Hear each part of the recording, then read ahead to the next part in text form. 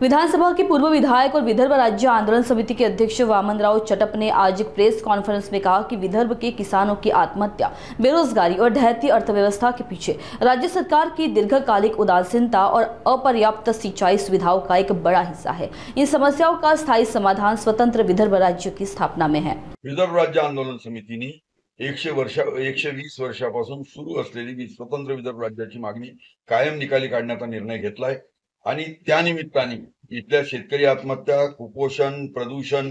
कमी झालेले लोकप्रतिनिधी आणि नक्षलवाद या सोशिओ इकॉनॉमिक प्रश्नावर सगळी चर्चा व्हावी आणि पूर्व विदर्भातल्या सगळ्या जिल्ह्यांमध्ये या आंदोलनातला सहभाग वाढावा आणि यांनाही वास्तवता माहीत व्हावी म्हणून 7 जूनला आम्ही बालाजी लॉनला साईबाबा मंदिराच्या बाजूला एक पूर्व विदर्भाचा मेळावा ठेवलाय आणि म्हणून त्या संदर्भातली ही प्रेस आहे। आपल्या मार्फत तो निरोप जनतेपर्यंत जावा म्हणून आम्ही हे केलंय आणि आम्ही ठरवलंय की महाराष्ट्राचं राज्य बुडलं आहे। 100 वर्ष आम्ही महाराष्ट्रात राहिलो आणि ब्रह्मदेवाला मुख्यमंत्री केलं तरी आमचा अनुशेष भरू शकत नाही। इथलं सिंचन वाढत नाही, प्रदूषण थांबत नाही, कुपोषण थांबत नाही, शेतकरी आत्महत्या थांबत नाही,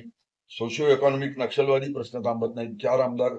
1 खासदार कमी झालेला वाढत नाही आणि या सर्व प्रश्नाचं एकच उत्तर म्हणजे ते म्हणजे विदर्भाचं स्वतंत्र राज्य।